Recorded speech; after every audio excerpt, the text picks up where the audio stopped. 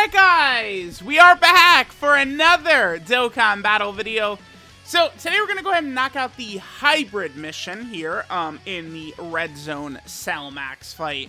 So certainly this mission I think can be pretty tough. I mean, if you're just going to run like movie heroes or something like that and then just bring a couple of like movie hero hybrid Saiyans, or you know, you could bring like, dude, I just feel like there are so many different like avenues you could go through in beating this mission, because you only need 4 hybrids, which is really not that bad. It's just the full hybrid team, of course, can get a little bit rough. I really like this Cell Max fight, the way it's made. You know, it is just very RNG heavy in kind of the opening rounds, right? Because basically where you get your characters lined up is incredibly important for this run, right? Like, if we had Kid Gohan in this rotation right here, we probably would lose. Because Cell Max, remember, can super attack up to 3 times per turn. And, you know, he increasingly will do more damage because he gives himself an attack buff when he super attacks. So, you know, it can get difficult to hide weaker characters in here. But I really wanted to do this with a full hybrid team. Now, we use AGL LR Gohan in here. This isn't necessarily the greatest place for this Gohan. Of course, we're using him without a Super Saiyan Goku. His Super Saiyan 2 form is still, like, unbelievable. But he's not like, oh my god, he's the best thing in the game by far, without Super Saiyan Goku around, right? Because it gets him a whole nother additional and just, like, craziness, right? So without that, that will hurt Gohan a bit. But Gohan starts out, it feels like he starts out quite a bit weaker than Vegeta and Trunks and Carnival Goku to me.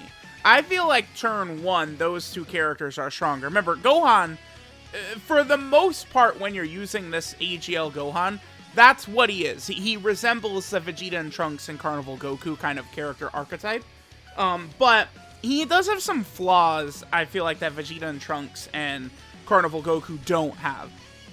Namely, that's if we actually, we get pretty good luck here that we're out, you know, basically the way things worked out on this run, it went pretty good that we're able to exchange with LR Future Gohan. Now, I decided to just originally, I did that like 20-minute video of just getting crushed by Cell Max with the Hybrid Saiyan team. I was originally gonna like have that be part 1 and then slap this on the part 2, and then I realized like it would just be too long. Like, I'll just upload them as 2 different parts.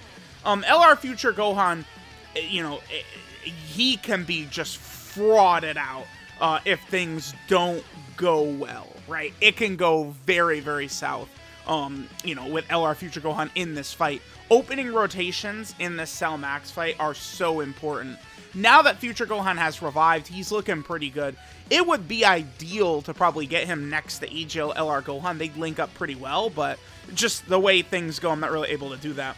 But LR Future Gohan's revive, very helpful, right? Giving us the full heal here, which is pretty good. And then now, like, once we get to this point, now it's like, okay, like, we got a really good shot. Because a lot of these characters are building up, right? LR Ultimate Gohan, defensively, when we're talking about the biggest fights in the game, the Metal Cooler Core, stuff like that, LR Ultimate Gohan doesn't hold up against those types of bosses. But this Cell Max, his damage doesn't really get that high. It's like, the longer the fight goes on, the better you're going to do, because you're probably going to have tons of build-up characters, right? And if you have characters that could live against the 1,000,000 damage super attack bosses, or get to 1,000,000 defense or something like that, you're easily fine against Cell Max. It's just sort of the opening rotations. That's why LR Ultimate Gohan, he also is really good for this fight. Him, Power Awakening Piccolo, LR Goku Black and Zamasu, Banner Unit Fasha, those types of characters that have the guard for the first couple of turns or something like that, it's just very good for this Cell Max fight, which is designed around, you know, potentially bullying weaker characters at the start of the fight, right? Or bullying AGL LR Gohan right before he has stacked up a bunch, or if he's not guarding, right? Like, if you have AGL LR Gohan, you bring him in this run, and you have him on the second rotation, and then, you know, you lose a lot of health first rotation, like, it's instant death, right? Like, if you have that AGL character against a tech-type character, you're in trouble. That's what it is, I guess, is that STR characters and AGL characters are at a pretty big disadvantage in this fight, depending upon how things play out. Because, you know, he opens as AGL, and then his second phase, he's Tech, right? Which can be pretty bad. LR Ultimate Gohan, you know, he can be good, but he could be bad as well. Unfortunately, I feel like there's not in the wild too many LR Ultimate Gohans who are built defensively like mine is. The full dodge mine is just going to perform much better, I feel like, than a lot of other people's. I don't know what it is about that LR Ultimate Gohan too, dude, but I can never seemingly get the second super attack, it feels like. All he does is normal attacks. Now, here's where AGL LR Gohan is so stupid. This combo of AGL LR Gohan and Kid Gohan is crazy, right? So notice the field of AGL orbs we have in front of us. Kid Gohan heals us, by the way, right there, and gives Gohan more defense. So Kid Gohan, or we go Super Saiyan 2. Then remember, as Super Saiyan 2, he double orb changes, right? He creates AGL orbs and rainbow orbs.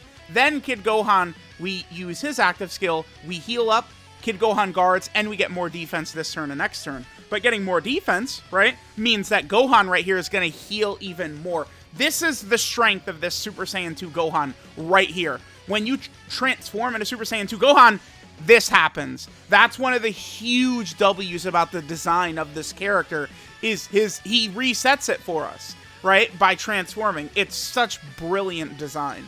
Then Beast Gohan was able to attack break, so that might have been a super attack we don't have to worry about. And then LR Super Saiyan 2 Gohan can begin to go crazy and dominate Cell Max. Now, of course, keep in mind that, you know, this is like a heavily neutered version of Gohan compared to one that has Super Saiyan Goku.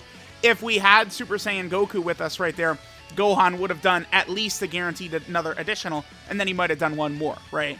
The max supers without Super Saiyan Goku. Oh, nice triple super right there. This is my Ultimate Gohan with a full dodge build too, right? Yeah, it is. I love that. But the maximum amount of super attacks Super Saiyan 2 Gohan can do with no Goku is 3, and then with Goku on rotation, he could potentially do 4. So this is the rotation that won us the fight, right? Remember, Kid Gohan is guarding right here, so we're fine. Ultimate Gohan went crazy with the triple super. Super Saiyan 2 Gohan went crazy. And then bam, we are good. So there it is. This was fun. I actually, even though I lost in this quite a bit, I mean, that was me just wanting to use a full hybrid team. Remember, you don't have to use a full hybrid team here. You can come in with, like, movie heroes or, you know, I don't know, LR, Goku, and Vegeta's team, like the Super Saiyan from the Worldwide Download Celebration. There's many different setups you could use. You only have to use 4 hybrid Saiyans, right? You know, characters like Tech Ultimate Gohan, AGL Kid Gohan, Int Pan, LR Ultimate Gohan, STR, the STR Ultimate Gohan, I think could be pretty good, the EZA in here. Remember that a character like him or Namek Goku, right, if you can have him get hit during the physical phase, he will be guaranteed guarding, which can be very helpful.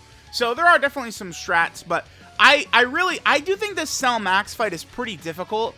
It's certainly not like competing with whatchamacallit. It's definitely not as hard as like the Metal Cooler Core or something like that.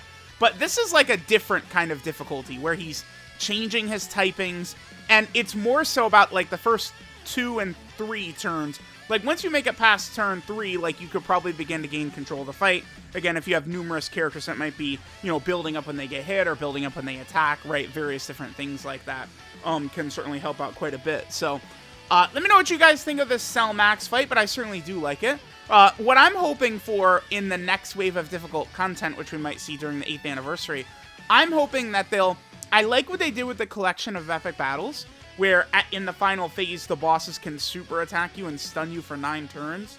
And then, remember, there's like the Android 18 in this red zone right here, where she seals you for multiple turns. I think that is an interesting way to make enemies, or change up these fights, is have the enemies potentially really neutralize your characters, right? Like, a 9-turn stun, you get hit by that, the character's basically removed from the fight, right? So I certainly, I think, would like to see more bosses with sort of gimmicks and effects kind of like that.